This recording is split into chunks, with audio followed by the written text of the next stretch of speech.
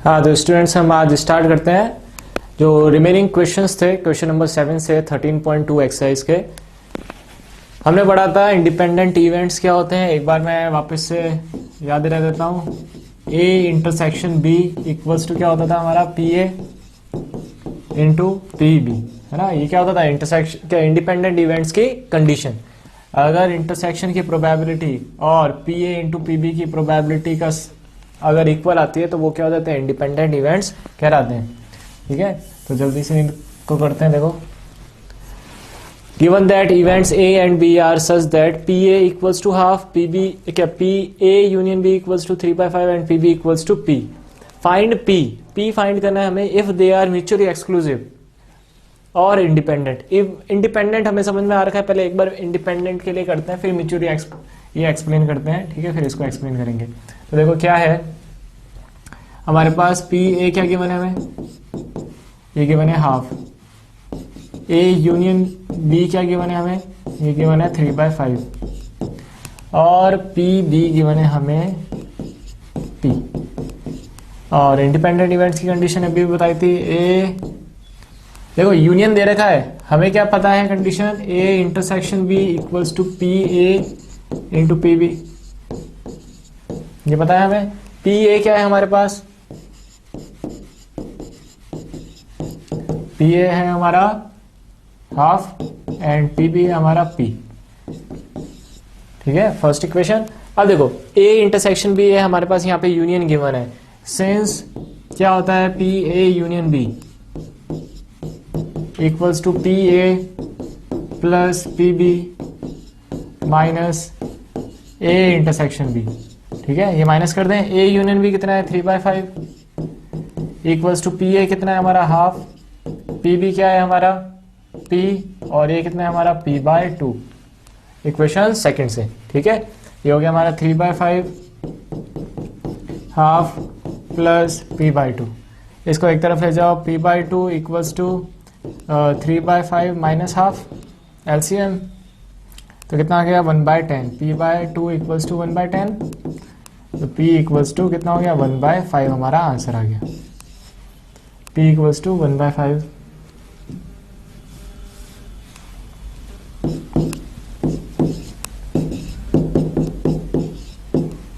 ठीक है, ये किसके लिए आ गया, इंडिपेंडेंट इवेंट्स के लिए। आ रही बात समझ में। तो p इक्वल्स टू 1/5 इसका रिजल्ट आया।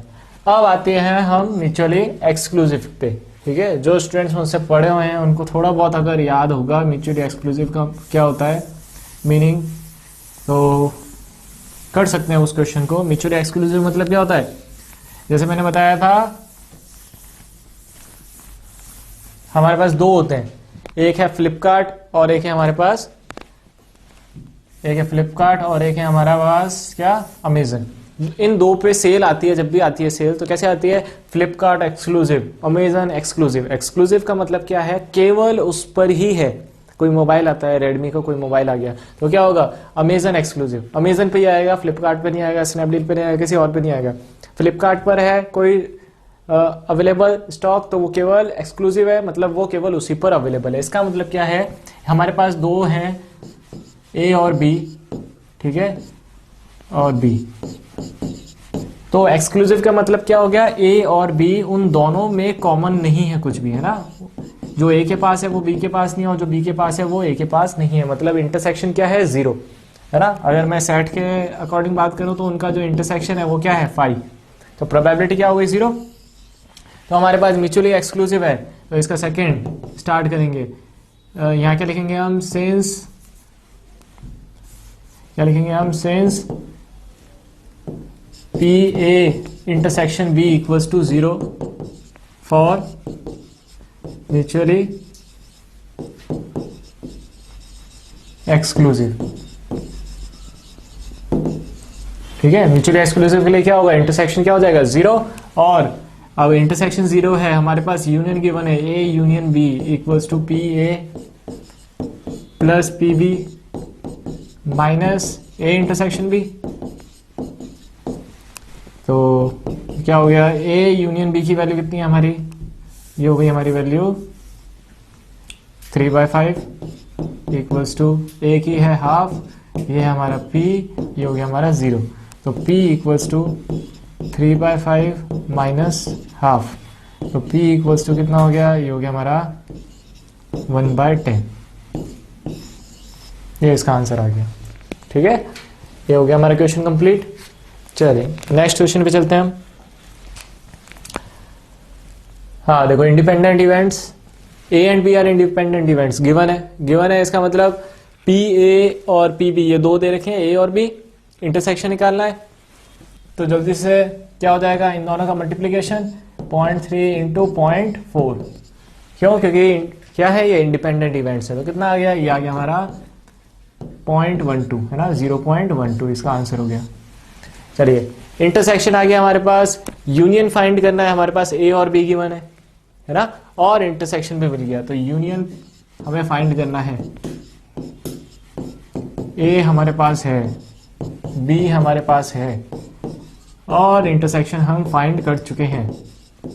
तो हमें सब पता है, वैल्यूज पुट कर दो, 0.3 प्लस 0.4 माइनस 0.12 कितना हो गया, 0.70 माइनस 0.12 कितना हो गया, 0.58।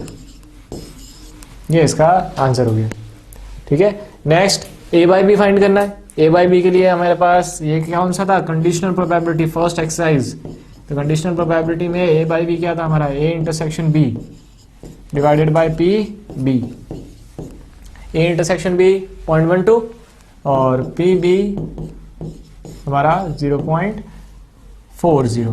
तो पॉइंट डेसिमल रिमूव, 4 से कैंसिल, कितना आ गया 0.3। ये इसका आंसर आ गया। ठीक है, ऐसे ही सिमिलरली बी बाई ए है, ये अब अपने आप फाइंड करना है, बहुत इजी है और पता है सबको। क्या करेंगे, intersection upon P A given है, इंटरसेक्शन हमने फाइंड कर लिया था। चलो नेक्स्ट क्वेश्चन पे। हाँ, तो if A and B are two events such that P A दे रखा है, पी बी दे रखा है, इंटरसेक्शन दे रखा है, find P A, P not A and not be. अब इस टाइप के क्वेश्चन अगर बच्चों ने सेट्स पढ़ रखा है 11th क्लास का तब तो हम कर सकते हैं, है ना। नहीं किया है तो अब थोड़ा सा बताएंगे तो समझ में आ जाएगा। ए गिवन है हमें, पी बी गिवन है और इंटरसेक्शन गिवन है। देखो यहाँ पर देख के क्या लग रहा है कि अगर मैं पी ए और पी बी का मल्टीप्लीकेशन करता हूँ, प्रोडक्ट करता हूँ तो इंटरसेक्शन आता है। इसका मतलब सिंस P A intersection B equals to P A into P B के बराबर आ रहा है ना, hence the events are independent.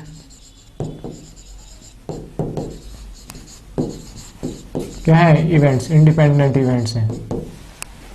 ठीक है, अगर ये इंडिपेंडेंट है तो अब देखो हमें फाइंड क्या करना है, टू फाइंड क्या फाइंड करना है हमें, P not a. Not a मतलब ये हो गया एंड। ध्यान रखना जब हिंदी में एंड आए, सॉरी इंग्लिश में एंड आए और इंग्लिश में और आए, एंड मतलब क्या होता है हमारा इंटरसेक्शन, और इंग्लिश का और मतलब यूनियन। ठीक है, और का मतलब यूनियन और एंड का मतलब इंटरसेक्शन। तो ए बार इंटरसेक्शन बी बार हमें फाइंड करने के लिए पूछा है, ये हमें फाइंड करना है। अब इसको कैसे फाइंड करते हैं, वेन डायग्राम से, जिसको आता है वो वेन डायग्राम से भी कर सकता है और नहीं तो ये डायरेक्ट मेथड बता रहे हैं। देखो पहली बात तो ये इंडिपेंडेंट इवेंट्स हैं, तो इंटरसेक्शन जो होगा वो क्या हो जाएगा, मल्टीप्लीकेशन में कन्वर्ट। ये मल्टीप्लीकेशन में कन्वर्ट हो गया है ना। जैसे ये था A intersection B equals to P A into P B, तो ए बार इंटरसेक्शन बी बार भी क्या हो जाएगा, P A bar into P B bar. और ए बार का मतलब क्या है, 1 minus P A into 1 minus P B. और पी ए की वैल्यू कितनी है, पी ए कितना है हमारा, ये है हमारा 1/4, ये है हमारा 1 माइनस 1/2। तो कितना हो गया हमारा, ये हो गया 3/4 मल्टीप्लाई बाय 1/2 कितना हो गया 3/8। ये हमारा आंसर आ गया। ठीक है, अब इसके लिए इसका एक और दूसरा भी तरीका है, वो भी बता देते हैं, बट वो थोड़ा सा इस केस के लिए लेंथी हो जाएगा। देखो क्या कर सकते हैं हम, जब हमारे पास P A bar intersection B bar है, मैं इसको लिख सकता हूं पी ए बार यूनियन का बार और बी का बार। ध्यान रखना इंटरसेक्शन जो होता है वो यूनियन का रेसिप्रोकल है, बार है, कॉन्जुगेट है, ठीक है, कॉन्जुगेट बोलो या फिर इसका डैश है। और यूनियन जो होता है वो कॉम्प्लीमेंट्री है किसका, इंटरसेक्शन का, ठीक है। तो हमने क्या किया, इंटरसेक्शन को यूनियन का बार लिख दिया। तो ये एक तरह से क्या हो गया, पी ए यूनियन बी का होल बार लिख सकते हैं इसको। होल बार का मतलब 1 minus P A union B, ठीक है। और ए यूनियन बी कैसे निकालेंगे हम, 1 minus P A plus P B और minus A intersection B. P A कितना है, पी ए हमारा 1/4, पी बी कितना है हमारा, ये है हमारा 1/2 एंड इंटरसेक्शन कितना है हमारा, ये है 1/8। एलसीएम क्या आ रहा है, 8 आ रहा है। ये हो गया 2 + 4 - 1 कितना हो गया, 1 माइनस ये हो गया 5/8 कितना हो गया, 3/8। इसका आंसर आ गया, ये था 3/8 भी, ठीक है। दोनों तरीके से किसी से भी कर सकते हैं हम। तो ये हो गया ए बार इंटरसेक्शन बी बार। ये कब लगेगा, जब हमारे पास ये क्या होगा, इंडिपेंडेंट इवेंट्स, ओनली इंडिपेंडेंट के कंडीशन में ये लगेगा। और ये जो है ये हम कभी भी लगा सकते हैं, ऑलवेज, ठीक है, ये हम ऑलवेज, ये कभी भी लगा सकते हैं। और ये जो है ये केवल इंडिपेंडेंट के स्पेशल केस में ही लगेगा, ठीक है। चलो अब नेक्स्ट क्वेश्चन पे आते हैं हम। Question number 10th, events A and B are such that P A दे रखा है हमें, पी बी दे रखा है एंड पी नॉट ए और नॉट बी। अब देखो मैंने क्या बताया था, और का मतलब क्या होता है, और है अगर, देखो इधर बताया था अभी मैंने, यहाँ पर और है मतलब यूनियन और एंड है मतलब इंटरसेक्शन, ठीक है। तो यहाँ पर और आ गया मतलब यूनियन, तो A bar union B bar, ये हमें गिवन है 1/4। हमारे पास पी ए दे रखा है, पी बी दे रखा है, state whether A and B are independent, ये हमें बताना है कि इंडिपेंडेंट इवेंट्स है या नहीं। तो इंडिपेंडेंट के लिए हमें सबसे पहले तो condition of independent events, independent events की कंडीशन क्या होती है,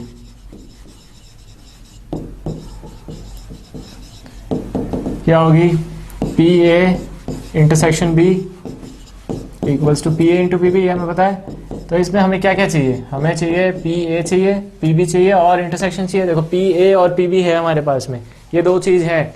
हमें चाहिए इंटरसेक्शन, ये इंटरसेक्शन चाहिए। अब इंटरसेक्शन कैसे निकालें, जबकि हमें तो ये दे रखा है। तो अभी मैंने बताया यूनियन किसका रेसिप्रोकल है या किसका कॉम्प्लीमेंट्री है।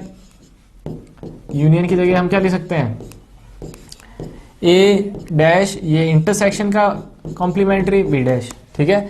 तो ये हो गया हमारा पी ए इंटरसेक्शन बी का होल बार होल डैश, ये 1/4 दे रखा है, 1/4 इक्वल्स टू 1 माइनस, इसको मैं लिख सकता हूँ पी ए इंटरसेक्शन बी, है ना, होल बार है।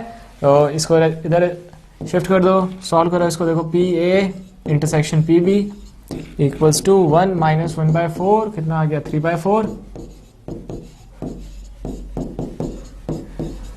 अब चेक करो, देखो P A into P B, क्या P A into P B इन दोनों का मल्टीप्लीकेशन 3/4 के बराबर आ रहा है, नहीं आ रहा है ना। तो P A intersection P B not equals to P A into P B, therefore the given events A and B are not independent, ठीक है। ये हमें लिखना है, बस इतना सा काम करना है। हमेशा इंडिपेंडेंट की बात आती है तो A intersection B equals to P A into P B के बराबर होना चाहिए। प्रोबेबिलिटी जो होती है ए इंटरसेक्शन बी की वो P A into P B के बराबर होती है, ये हमें पता है। तो केवल इसका ही यूज करते जाना है और काम करना है, ठीक है। क्वेश्चन में क्या दे रखा है, देखो इस टाइप के क्वेश्चंस थोड़े से आने के ज्यादा चांसेस हैं, क्योंकि डायरेक्टली अब क्वेश्चन नहीं दिए जाएंगे कि डायरेक्टली हमें यूनियन दे दिया, इंटरसेक्शन दे दिया, फाइंड करो, नहीं, हमें आएगा बार, है ना, जब कॉम्प्लीमेंट्री क्वेश्चंस होंगे वो आने के चांसेस ज्यादा हैं। तो इन पे अच्छे से ध्यान दो, प्रैक्टिस करोगे तो समझ में आ जाएगा। वेन डायग्राम जिसको आता है वो बहुत अच्छी बात है, वेन डायग्राम से भी कर सकता है, नहीं तो ये जो मेथड बता रहे हैं उस पर ध्यान दो। Given two independent events A and B such that, P A दे रखा है, पी बी दे रखा है। Given two independent events A and B, A और बी दो इंडिपेंडेंट इवेंट्स है, पी ए और पी बी भी गिवन है। हमें क्या फाइंड करना है, ए एंड बी। अभी बताया था मैंने, एंड का मतलब इंटरसेक्शन और का मतलब यूनियन, बस ये करते जाओ काम। तो फर्स्ट हमें फाइंड करना है ए इंटरसेक्शन बी, इंडिपेंडेंट है मतलब P A into P B, ठीक है। और पी ए कितना दे रखा है 0.3, पी बी दे रखा है 0.6, कितना हो गया 0.18, ये हमारा आंसर हो गया। चलो next, P A and not be, A and not be, ठीक है, A and not be. A and not be का मतलब क्या हुआ, इसको मैं लिख सकता हूं, देखो इंटरसेक्शन है, इंटरसेक्शन आते ही इंडिपेंडेंट है मतलब अलग अलग कर दो, P A into P B bar, मैं इसको P A into 1 minus P B लिख सकता हूं ना, ब्रैकेट का यूज करना अच्छे से, मैथ्स है, मैथ्स में ब्रैकेट का यूज। तो पी ए कितना दे रखा है 0.3, ये है हमारा 1 माइनस 0.6, तो 0.3 इंटू 0.4 कितना हो गया, ये हो गया 0.12, ठीक है। ये बात समझ में आ गई, इजी क्वेश्चन है, ज्यादा कोई टफ नहीं है, थोड़ा सा हमें ध्यान रखना है बस किस तरीके से डेसिमल वैल्यूज का ध्यान रखना है, मल्टीप्लाई करो तो 1.2 नहीं लिखना है, 0.12 आएगा, क्यों, क्योंकि 2 डेसिमल है, ठीक है, 2 के बाद डेसिमल है तो 2 के बाद आ जाएगा बस। ए और बी, और आते ही यूनियन, तो थर्ड ए यूनियन बी। अब यूनियन कैसे फाइंड करते हैं, हमारे पास ए है सर, बी है सर, और इंटरसेक्शन है, तो इंटरसेक्शन भी है तो P A plus P B minus A intersection B. तो जल्दी से पी ए कितना है हमारा, ये है हमारा 0.3 प्लस 0.6 और माइनस 0.18, इंटरसेक्शन आया था तो कितना हो जाएगा, ये हो गया हमारा 0.9 माइनस 0.18, तो 0.90 लिखो इसको और 0.18 लिखो सॉल्व करने के लिए, और 90 में से 18 गए, 19 में से 18 गए, तो कितना हो गया 72, इसका आंसर हो गया 0.72, इसका रिजल्ट हो गया। नहीं इधर ए नॉर बी, ना तो ए ना बी, तो ना तो ए ना बी का मतलब है नहीं इधर नॉर लिखा है, ना तो ए होगा, नहीं तो ए और इंटरसेक्शन है ना तो ये और ना ही ये, तो इंटरसेक्शन आ गया, वापस इसको अलग अलग कर दो, P A bar into P B bar. क्यों कर रहे हैं ये, जब इंडिपेंडेंट होगा तभी कर सकते हैं, ध्यान रखना है, only in case of independence हम इस तरह से कर सकते हैं इंडिपेंडेंट इवेंट्स के केस में। ये हो गया हमारा 1 माइनस पी ए,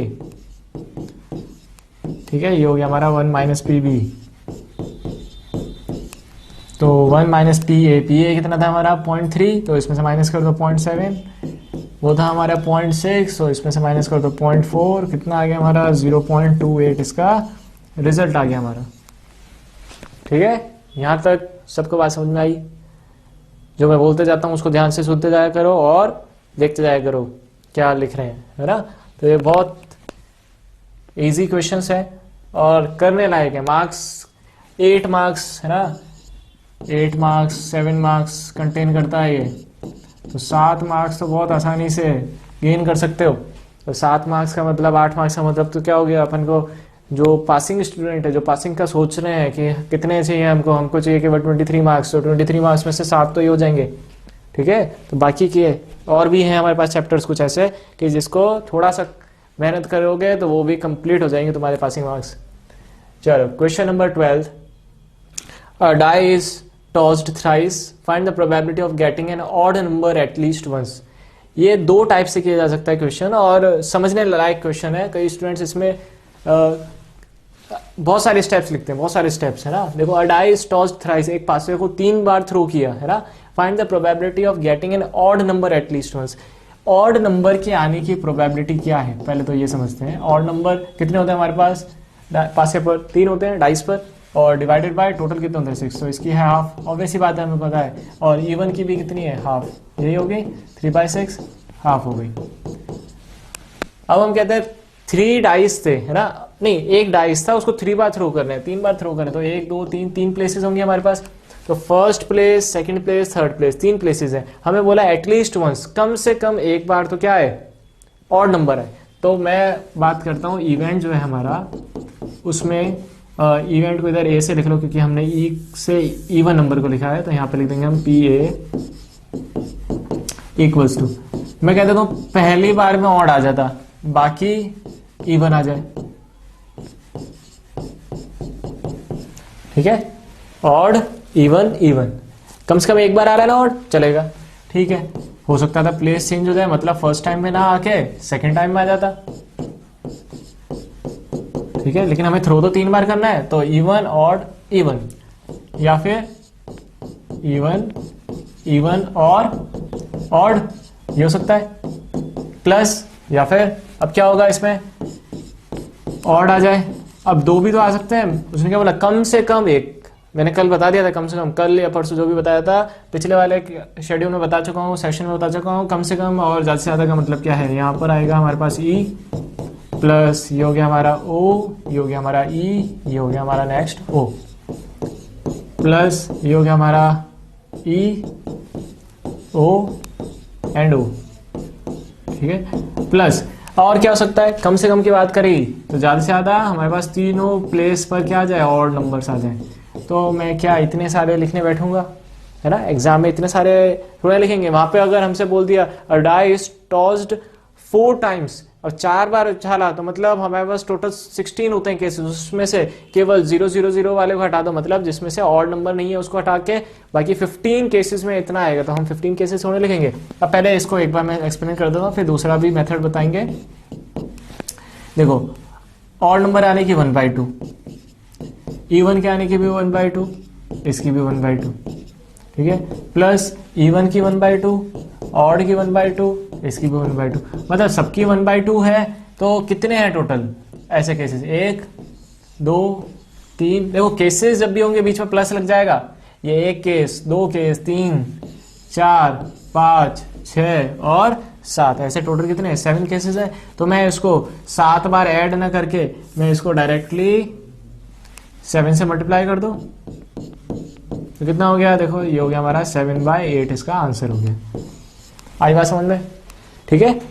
इसके अलावा जो हमारे पास दूसरा ऑप्शन है, दूसरा तरीका है, वो ज्यादा इंपॉर्टेंट वे भी है और इफेक्टिव वे भी है, बहुत इजीली भी हो जाएगा काम और बहुत अच्छा है। क्यों? क्योंकि कंपटीशन में जो क्वेश्चन आते हैं उसमें वही तरीका लगाओगे तभी आंसर आएगा, ये मेथड से कभी आंसर नहीं निकल पाएगा। तो देखो क्या होगा, और इसमें भी केवल कंपटीशन की बात नहीं है, बोर्ड में भी यही इफेक्टिव है जो मैं बताने वाला हूं। देखो हमें क्या बोला कि कम से कम एक आए। पहले तो ये समझना कि हमारे पास कैसे कैसे हो सकता है। अगर मैं 3 बार थ्रो कर रहा हूं डाइस को, तो हो सकता है मेरे पास एक भी बार x इक्वल टू 0 का मतलब है, 0 का मतलब है एक भी बार क्या नहीं आ रहा, और नंबर नहीं आ रहा, ये 0 है ना, 0। और हो सकता है मेरे पास एक बार आ जाए, हो सकता है मेरे पास 2 बार आ जाए, या फिर तीनों के तीनों बार आ जाए। ये हो सकते हैं ना केसेस, या तो एक भी बार नहीं आए, ऑड नंबर आए नहीं कभी, हमेशा इवन आ गए, एक बार आ जाए ऑड नंबर, 2 बार आ जाए, 3 बार आ जाए। तो इन सब की जो प्रोबेबिलिटी का सम होगा वो कितना होगा, 1 होगा। हमें पता है प्रोबेबिलिटी का जो सम होता है वो हमेशा 1 के बराबर होता है, तो ये सब तो हमें पता है सर। तो अब इसमें क्या नहीं पता है तुम्हें, ये देखो हमें चाहिए था ये कि या तो एक आ जाए, या 2 बार आ जाए, या 3 बार आ जाए, यही चाहिए था। तो मतलब मुझे इन सब का सम चाहिए। अब इन सब का सम जो है वो किसके इक्वल है, 1 माइनस इस पूरे को मैं बोल दूं, ओनली बोल देता हूं ई इवेंट बोल देता हूं, है ना। चलो ए ही बोल देते हैं इसको, हमने ए से डिनोट किया था ना इधर आंसर। तो ये हमारा पी ए अगर है ये पूरा मिला के, तो क्या हो जाएगा, 1 minus P X equal to 0 के बराबर। अब पी एक्स इक्वल टू 0 का मतलब क्या है, तीनों बार क्या आ रहा है, इवन नंबर। देखो फर्स्ट टाइम भी इवन, सेकेंड टाइम भी इवन, एंड थर्ड टाइम भी इवन नंबर। अब इवन नंबर के आने की प्रोबेबिलिटी हमें पता है, लिखी हुई है वैसे भी, और हमें पता भी है हाफ हाफ और हाफ।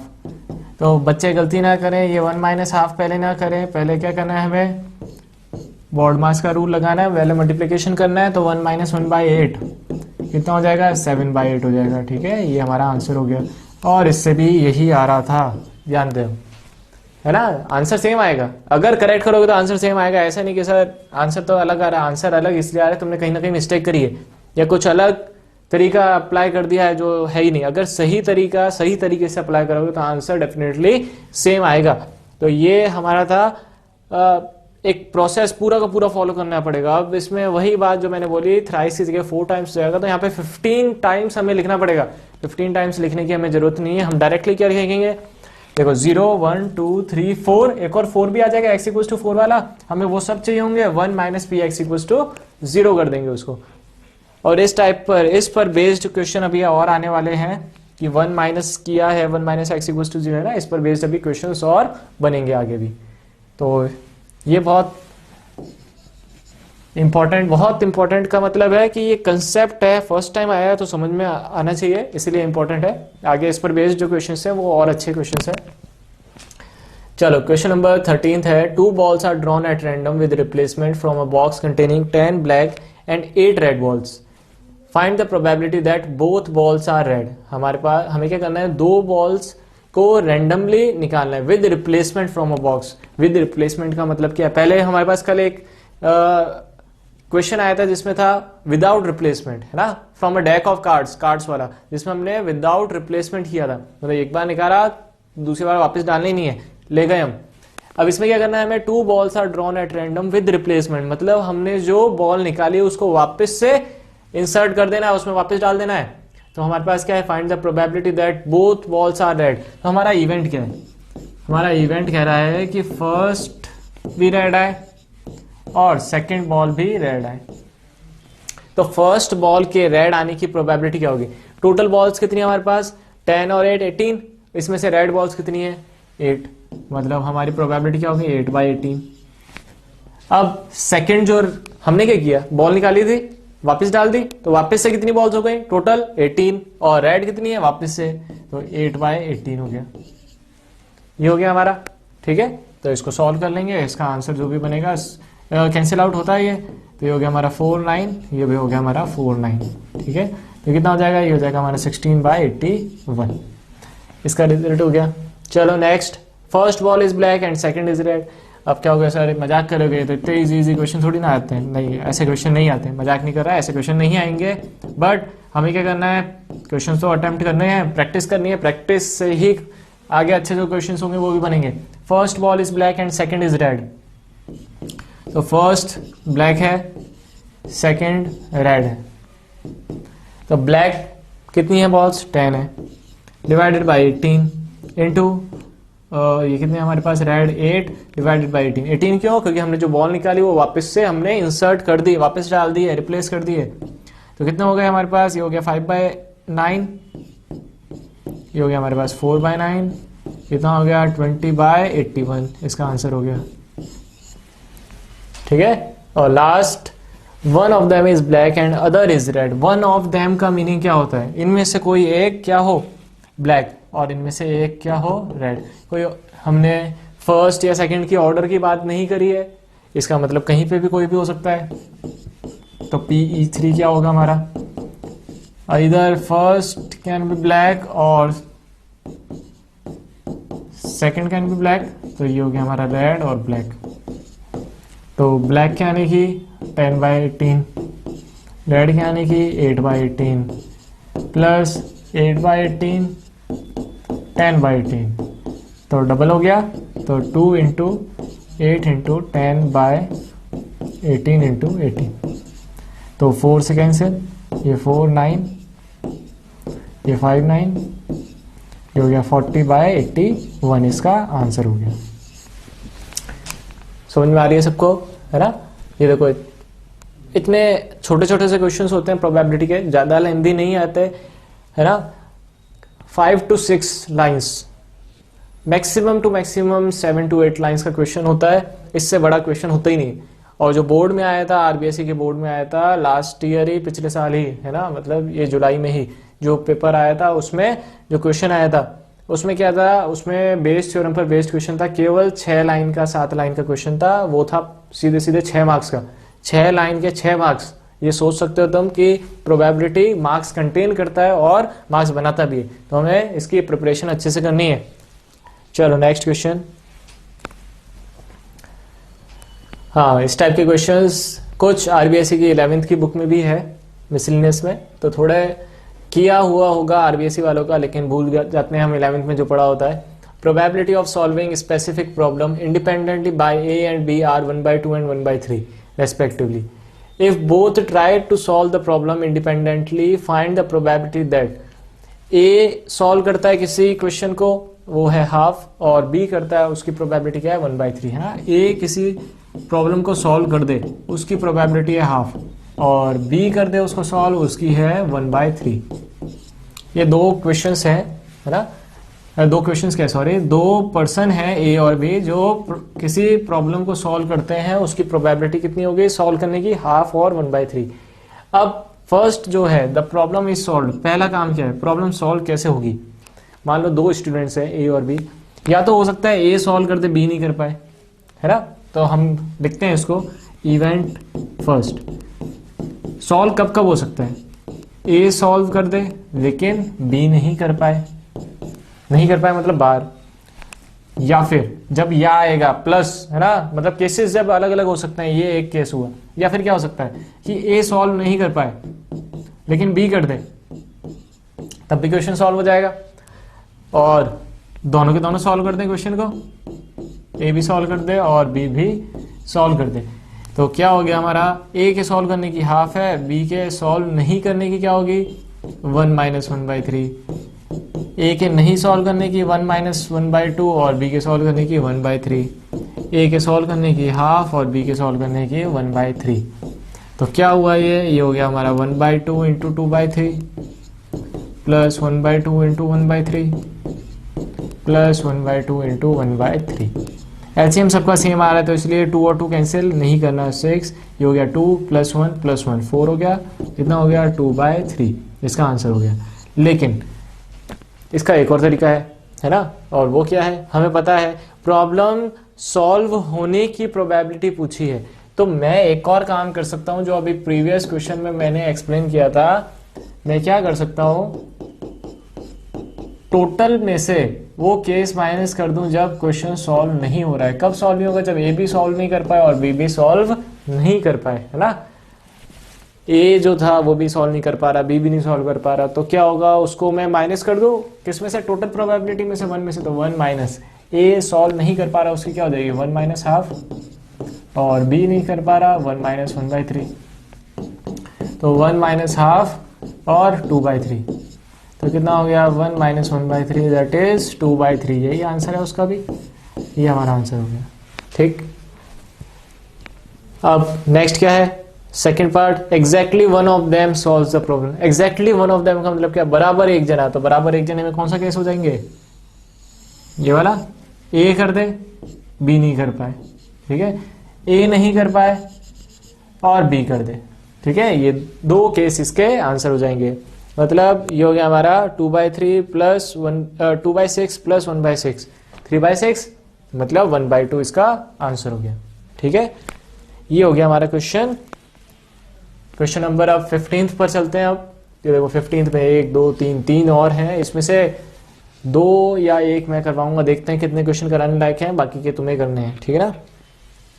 तो 1 card is drawn at random from a well shuffled deck of 52 cards. 1 card is drawn at random from well shuffled deck of 52 cards. In which of the following cases are the events E and F independent?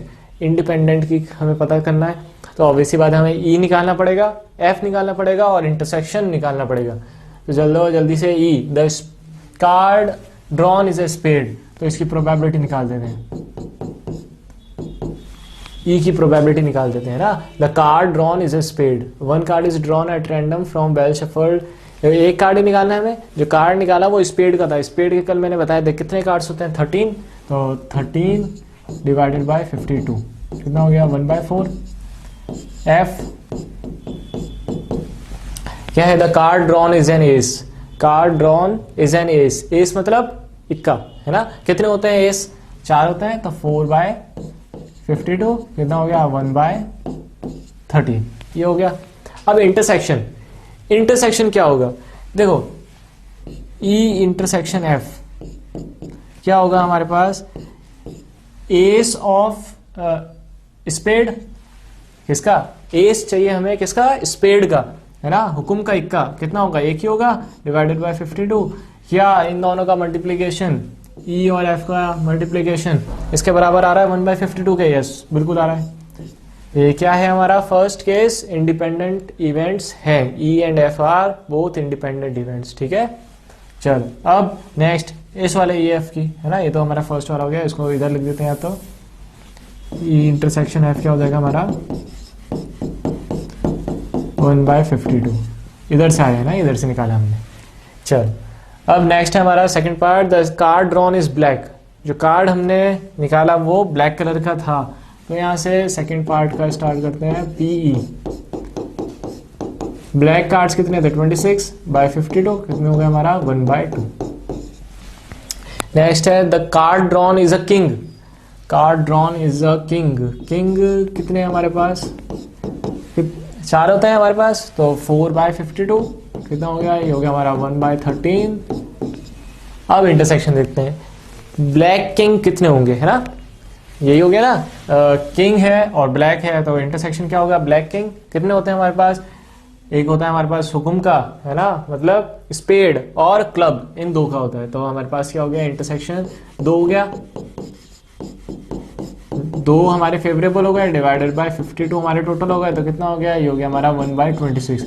क्या इन दोनों का multiplication 1/26 है, हाँ बिल्कुल है, तो ये भी इंडिपेंडेंट इवेंट्स हैं, ये भी थे और ये भी आ गए। ठीक है, अब next the card drawn is a king और क्वीन। किंग और क्वीन, चलो थर्ड पे चलते हैं। टोटल किंग कितने होते हैं हमारे पास 4, और मतलब यूनियन, तो किंग 4, क्वीन 4, टोटल कितने हो गए 8, तो 8/52 ये हो गया हमारा 8/52।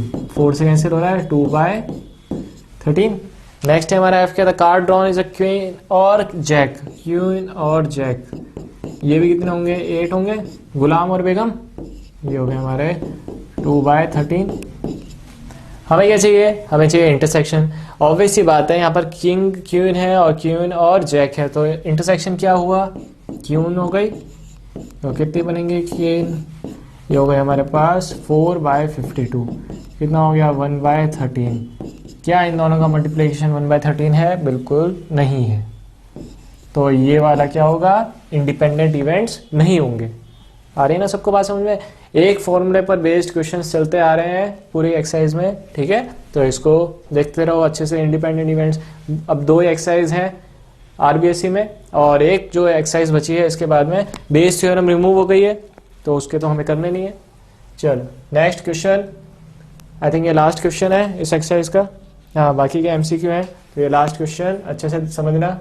इन a hostel 60% of the students read Hindi newspaper, 40% read English newspaper and 20% read both Hindi and English newspaper. तो क्या है हमारे पास दे रखा है इंग्लिश हिंदी न्यूज़पेपर के दे रखे हैं 60%, तो 60/100 हो गए। ठीक है, नेक्स्ट है हमारे पास इंग्लिश न्यूज़पेपर के, तो पी कितना हो गया हमारा 40/100। और नेक्स्ट है हमारा 20% both Hindi and English. Both का मतलब क्या है, इंटरसेक्शन कॉमन जो दोनों पढ़ते हैं, वो कितने हैं 20/100।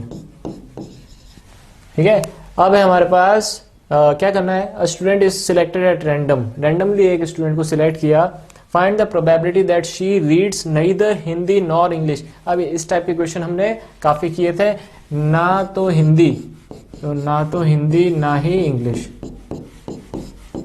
तो इसको क्या लिख सकते हैं, चलो P